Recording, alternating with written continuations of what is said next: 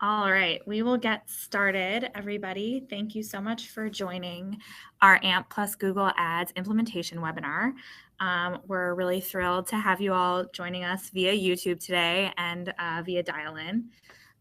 So wanted to quickly introduce myself as well as our presenters. My name is Carly Ribbett, and I'm a mobile strategy lead at Google, working across some of our largest clients and agencies.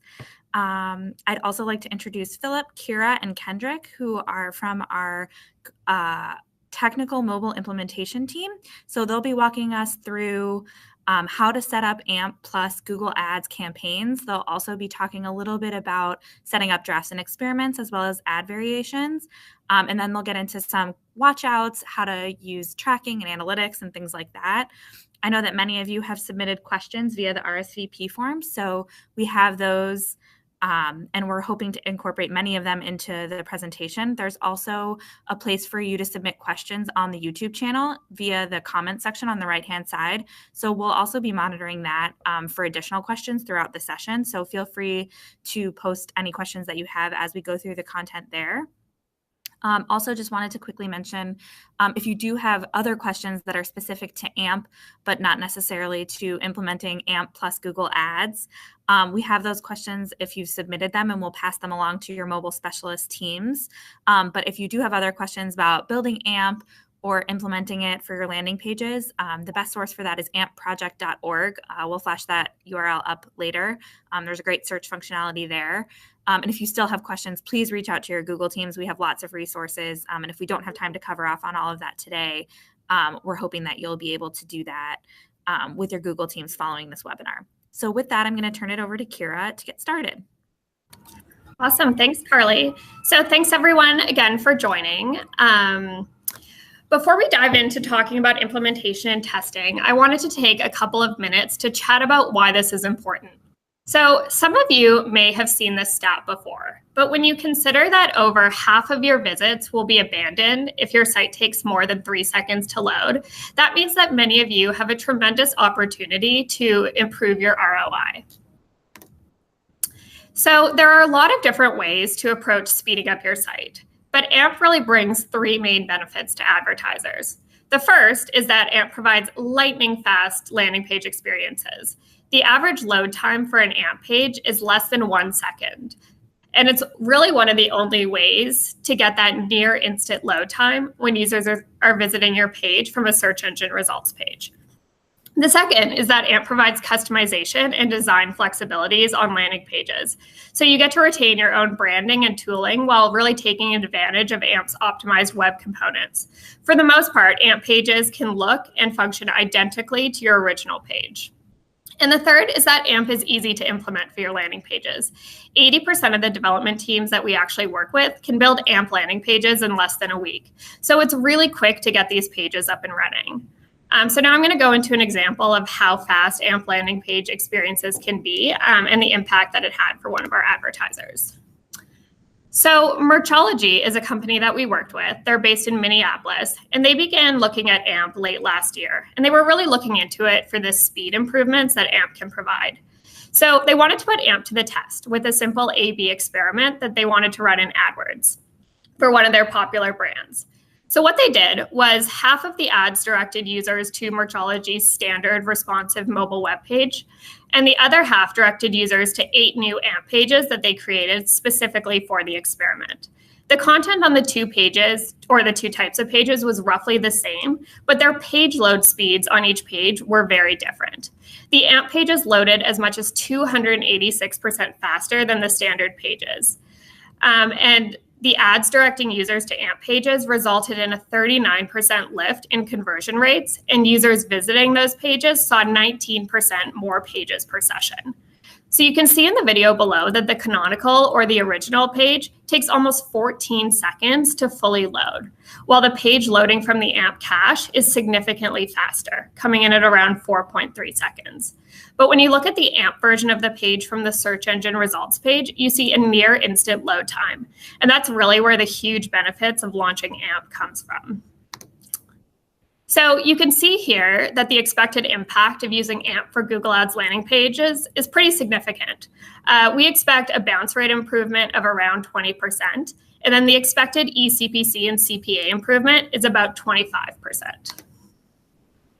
So I'm not going to spend too much time going into this because Philip and Kendrick are going to cover it in more detail in the next two sections.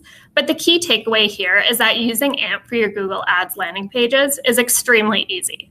You just need to follow two simple steps. First, and the most obvious, is that you need to create AMP versions of your AdWords landing pages if you haven't done so already. The second is that you just need to point your AdWords mobile search campaigns to your AMP pages by setting the AMP URL as the final mobile URL. So we got a lot of questions around how to A/B test AMP versus non-AMP pages for paid search. So Kendrick is going to spend some time going over the details of each of that a little bit later on. But drafts and experiments is our recommended way to run an A/B test, but you can also run A/B tests using ad variations depending on your goals. And with that, I'm going to pass it over to Philip to go over implementation basics and compatibility. Thanks, Kira. Could we get the next slide? Awesome. Thank you so much. So as Kira mentioned, using AMP in Google Ads is pretty easy, but that's not to say that, there's nothing to think about. You have to keep in mind that the AMP URL that you're adding into Google Ads has to be the web server address, not the cache address, right? So if you know anything about AMP, your AMP page is going to get cached on the Google AMP cache and given a unique AMP cache URL. That's what's going to be served to the user when they're going onto a Google search page on mobile. However, you don't want to be using that URL. You want to be using the original web server address on your domain for that. In order to make it clear, you want to make sure that that URL path for your AMP page is clearly indicating that it is AMP. That's just going to help you out. We'll talk more about that later. And of course, you want to make sure that when you publish your AMP pages, that those pages are AMP valid. Something to keep in mind is that you cannot forget to change that mobile final URL to that AMP page URL. That's because unlike organic search AMP, we're not going to automatically detect that your ads now have an AMP page. With organic pages, you simply link your canonical page, which is the original page, to your AMP page, and the Google crawler will eventually find it. But with ads, you do have to explicitly say that you want to be using the AMP page.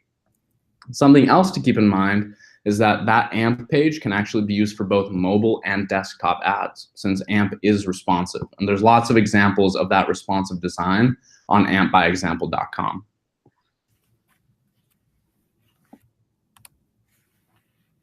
As I mentioned before, selecting the AMP URL is really important. It's not required by any of our algorithms, but it's just something that's going to help you keep everything, basically just keep everything in track, right? You want to make sure that any sort of canonical page that gets a new AMP page has a simple mapping that can get you to that AMP page. That's going to help you perform any bulk changes and review your site very easily. Something to keep in mind is that changing an ad to AMP isn't going to erase its history.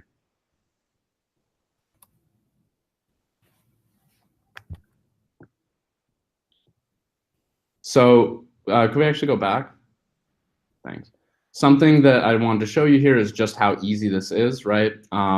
As you can see, we're just in the familiar Google Ads interface, and we simply expand the options on the bottom and put in a different final URL for mobile. And as you can see here, we're putting in an AMP page. It's really that simple. Like I said, you just have to keep in mind some of the things I mentioned before to make sure that it goes well. Something to remember is that even if you follow all these rules, cache serving isn't guaranteed. The user will get to your AMP page, but the question is it going to come from your web server or is it going to come from the Google AMP cache? The Google AMP cache is going to be faster, right? Because we're caching it on our servers. Before you get frustrated that it's not showing up, something to keep in mind is that it can take 2 to 3 days for AMP to start serving from our cache after that campaign launches. You have to remember there can't be any third-party redirects on your page. That's going to break it.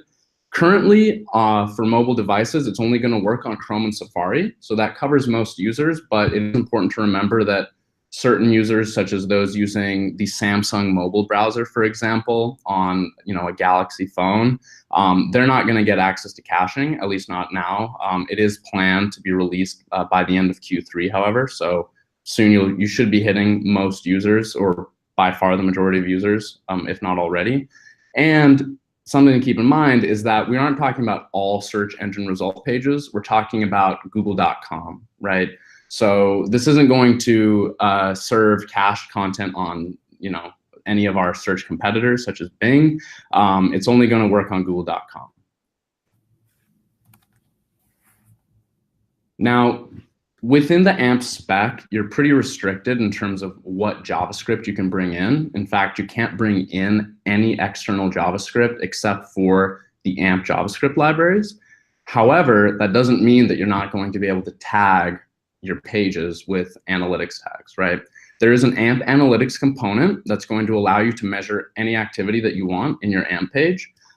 You simply specify a JSON configuration object that contains the details of what to measure and where to send that data. And so here on the right, we do have an example, just a portion of what that would look like. So here we have page views being sent over to some sort of an endpoint, foo.com.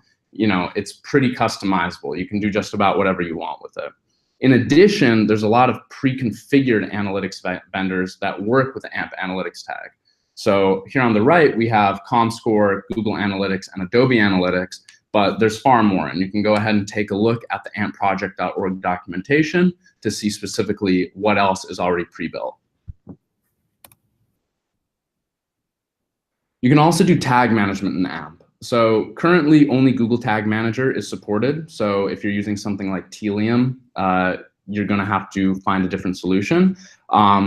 But you can use Google Tag Manager to more easily manage all of your tags that are already supported by AMP Analytics, in addition to Google Ads Remarketing and DoubleClick Floodlight, as well as some other tags that only work in Google AMP. So you also want to take a look at the full list of supported tags at the link on the bottom. If a tag isn't supported, that's not necessarily the end of the road, right? The first thing to remember is that AMP is an open source project. It's always being contributed to. It's always being improved. Third-party support is being added all the time. And it's not just by the AMP core team. You can do it yourself, right? This is an open source project. You can ask your vendor to add official support for AMP. It's simply tweaking configuration files in the AMP project to understand what that vendor is expecting in terms of data formats. So when this happens, you just want to make sure that you call up your vendor, ask them what they need, and just keep it an open line of communication about what they expect from your AMP pages. Tracking and remarketing is also possible in AMP. So value track parameters are fully supported. Something that is really important to remember is that the AMP cache is only going to cache something after a URL gets crawled. And so therefore, you want to limit the amount of URLs that are generated, right? So if you have worked with value track parameters before, you know that this basically creates a larger number of URLs because you have all these various options that the parameters can be set to. So for example, if you have a location parameter, right, that's configured with almost 1,000 different locations that a user can be from, that essentially makes your URL have 1,000 variations, all of which potentially need to be cached. If that parameter isn't affecting what is actually on the page, it's simply used for tracking, then you just have to make sure that you place that parameter after the ignore parameter in your value track URL. That's just going to limit the amount of generated URLs that are created. Sorry, I was just going to mention conversion tracking. Something to remember is that since JS JavaScript isn't allowed in AMP, you're going to use AMP Analytics to enable conversion tracking and remarketing. So Google AdWords, that type of analytics script is going to give you access to the Google AdWords remarketing and Google AdWords conversion tags. it's really important to track the difference in performance between cache and non-cache. So since your AMP page can be served either as a standalone AMP page from your web server, it can be served from the cache, or it can be served from the Google search results page. You want to create a custom dimension in Google Analytics that's going to be able to track that performance. And that's pretty easy. So all you have to do is in Google Analytics, you create a new custom dimension with the hit scope.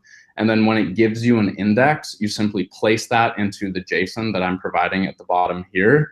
And that's going to allow you to track that as a variable in your Google Analytics setup. So there's documentation on that online, but I just wanted to show how easy it is to do. Finally, let's talk about session unification. So Google Analytics is already going to automatically stitch user sessions if a user goes to an AMP or non-AMP page on your web server, right? So we're able to track the movement of a user from AMP pages that are on your web server to non-AMP pages that are on your web server, right?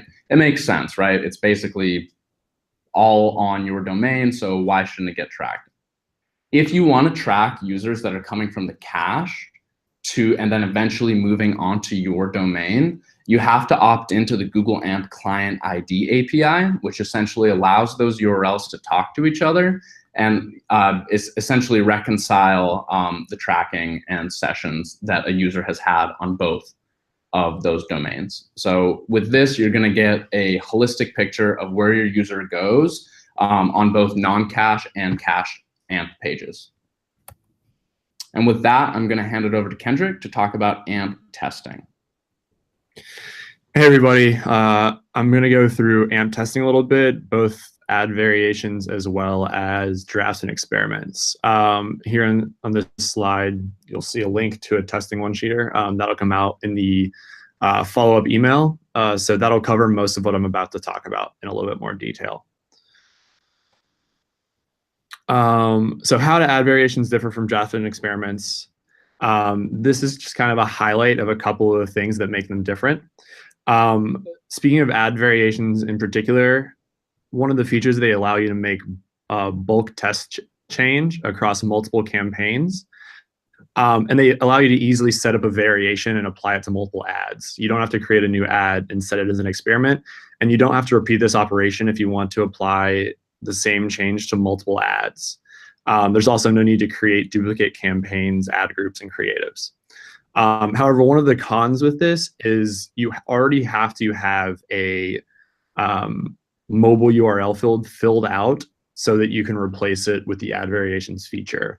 If those fields are empty, then you're not going to be able to replace it automatically using the search pattern and string replacement method that add variation uses. About drafts and experiments, it allows you to test multiple changes on a single campaign, so it gives you a little bit more granular control. And it also supports per user testing and cookie-based splits on search. So you can set that up specifically how you'd like to. One of the cons of drafts and experiments is that performance comparison report does not show bounce rate, and it also can't segment by device. So if you're running a draft and experiment, you want to make sure that you're running an experiment on a campaign that only targets mobile traffic. Next slide, please. A few of the considerations best practices are laid out here. Like I said, the base campaign on which you're running an experiment should only test or hit mobile clients. A couple of things to remember is that drafts and experiments don't sync with the control campaigns. So if you make a change in the control, the experiment's not going to stay up to date. However, add variations does sync with the control campaign. So that's a little bit of a two-edged sword. If you overwrite one of the changes you make, it may not percolate through the add variation test. One of the things we really need to hammer in is when you're running these tests to test an AMP page versus its non-AMP counterpart, the only thing you should change is that final mobile URL. You don't want to introduce any other variables into the test, like a new UX experience, like a new feature on the page. You don't want to change the wording on the advertisements either. You want to make sure those are consistent across all the tests. Like I said, landing pages should be identical. Don't use this first run as an opportunity to change your mobile experience with the AMP page, because then you're going to get a non-decisive test. We suggest a 50-50 split because it's going to help reach statistical significance more quickly. One thing to note is that this means the variation and the original ad will enter the same number of auctions. It does not guarantee that it will receive the same number of impressions. So if you see a disparity between the impression number, don't panic. That is some stuff going on that is to do with the algorithm that determines who's winning the auction. And we really want to hone in to wait until the metrics that you care about reach statistical significance before you draw any conclusions. Don't pull the trigger a little bit too quickly until you get a lot of data in. Okay, go back real quick. Yeah, sorry. We recommend using drafting experiments only if you are changing out a majority of the final mobile URLs. If you're only changing the URLs in a single ad group, it's better to just copy that ad group to a new campaign and pause the original, and then run a drafting experiment on that new campaign. One of the questions we get is, should the base campaign on which I want to create the variations be mobile only? And I kind of touched on this a little bit. For ad variation specifically, as of May 2018, there's no way to segment ad variation performance by device type. So when running an AMP ad variation, you need to isolate the metrics to mobile only by adjusting the tablet and desktop bids to a negative 100%. With drafted experiments, you just need to base the draft off of a mobile only campaign. Next slide, please. Landing pages in Google Ads is a new product. It gives you a little bit more insight into the performance of a specific ad or landing page across ad groups and campaigns. So you can compare the results of one page across ad groups against each other, right? So how does this same page do across all the different campaigns you're running? And it also lets you see the difference in performance of these different pages in the same campaign or ad group. Some of the metrics it'll give on this page, if you haven't seen before, is mobile speed score, mobile friendly click rate, valid AMP click rate, clicks, impressions, CTR, all that good stuff. You have to remember that AMP pages aren't necessarily mobile friendly, which means that there could be a situation where the landing page shows 100% valid AMP click rate, but it's less than 100% mobile friendly click rate. If this is the situation, we suggest letting that test play out anyway, and then reviewing the landing page to see what is not mobile friendly. There's a whole lot of guidelines for mobile friendly design. So we suggest that you then make those tweaks and run the campaign again before drawing any conclusions. Next session, we got a couple of question and answers we get a lot. So I want to go through a couple of those before we take any questions from the comment section. The first one is, what does valid AMP click rate mean? So we see this a lot. It's the only thing that says AMP explicitly in AdWords. So people are really drawn to this metric. There's a few options. It could be null, which means that the clicks always landed on a regular page or were coming from a desktop.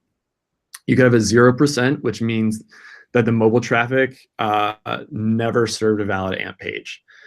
This could be because the page is broken or the URL is pointing in the wrong place for a variety of reasons. It could be anywhere from between 0 and 100, which means that at one point the page was a valid AMP page, and then users started getting sent to a page that was no longer valid, or the page was broken. If that happens, what we suggest is going to the landing pages view, finding the one that had a a number between 0 and 100, and charting the valid click rate metric by time, and seeing if that dip coincided with the code change, part of your normal developer cycle. It's a lot of times if you're using server rendered code, a change will happen that'll percolate through to the front end and nobody will catch it. If you see 100%, you're good to go. That's what you're looking for. We also get a question, how do I keep AMP non-discoverable in organic search? So AMP is just static HTML. There's nothing special about it. So you'd use the same methods that you use on any other page by introducing robot text files in your header section of the HTML and setting the content to no index. We want to be clear that this will only guarantee it from the Google crawler. Other search engines treat these settings differently, and we can't guarantee that Bing or DuckDuckGo or Ask Jeeves won't find these pages and serve them to users. Next page. Can I include custom URL parameters? We talked about this already a little bit. You can. You just need to make sure that they're following the ignore parameter. The Google cache will treat each distinct URL as a new page to cache. So if those value track parameters change, and there's a lot of different unique variations, each of those users is going to experience a suboptimal experience because they won't be getting a cached version of the page. Will changing the final mobile URL to AMP hurt my ads quality score? In theory, no. The only thing that's going to change that ad quality score is the client experience when they hit that landing page. So assuming it's a one-to-one, your AMP page is at one-to-one parity with your canonical page, they should only experience an improvement because the page should be faster. Next page, please. So what features are currently being worked on? As Phil said, this is an open source project, so everything's out there in the open. We've included a link to the roadmap. There's hundreds of things being worked on all the time by dozens and dozens of developers. There are some analytics things in the pipeline. One of the things we were talking about earlier, well, as you'll see soon, parallel tracking is to be finished by October. Just a lot of features. We really encourage you guys to look into it. And if there's anything you see that you would like more priority put on, speak up. Our prioritization is really set by the voices in the wild yelling and asking for new features. So that really drives our roadmap internally as well as externally. Is parallel tracking available? Yes and no. It's being onboarded right now. It's being rolled out and should be 100% available by October. You can currently see the list of supported vendors at the link that we will send out after this. And the last thing is a lot of people ask if they can run their like highly specialized campaigns for these tests. While there's nothing explicitly stating that you can't, we really suggest running what we'll call a vanilla version of the tests, kind of as we've laid out, to get very basic metrics and so that you can verify that you're getting the things you expect. And those expectations are the page is loading faster and your conversions are equal, if not greater. Once you've gotten that confirmation that everything is going as expected, then you can then get crazy with your campaign settings and do all that fun stuff.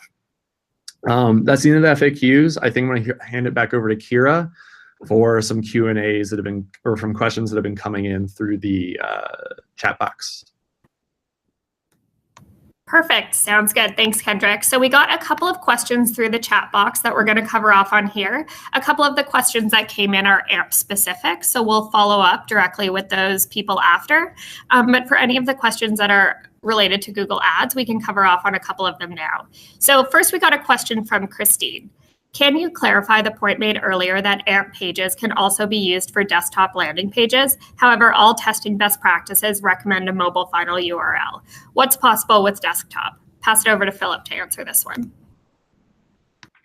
Awesome. Hi, great question. So it's important to remember that generally speaking, you want to have a different page or a mobile optimized page for your mobile final URL. Which is generally why we recommend having that, because you don't want a desktop experience to be translated to a mobile format, even if it is responsive. Generally, you want something that has been designed specifically for a mobile phone, so that you don't necessarily have to worry about making a desktop experience fit on a phone. But with AMP, since it is kind of mobile first, you can basically create a page that is responsive, and then you can use it for getting it cached on the mobile phone or cache to be served on mobile phones, but that page will also work on desktop because, like I said, it is a responsive framework inherently, and you can make the experience look good both on desktop and on mobile. And since it's both lightweight and AMP, it's going to work well on both. That's generally why that's a best practice, right? Because if you're not using AMP, right, responsive pages can get a little bloated. But since you are using AMP, these pages are really light. So they're going to work both on desktop and on mobile. Perfect. Thanks, Philip. The other questions that we received in the chat box, we're going to follow up on afterwards. So with that, I'll pass it off to Carly to close it off. Great, thank you. We're just gonna give you guys a couple of minutes. If there are any other questions that you want to submit through the chat box, I also know that we have some people on the phone. So if there are questions from the phone, or if you want to email me and follow up, we'd be happy to connect you either with your mobile specialist or reply directly to answer those questions. So feel free to post any final questions. We'll give everyone a minute or two, and then we will close out the webinar.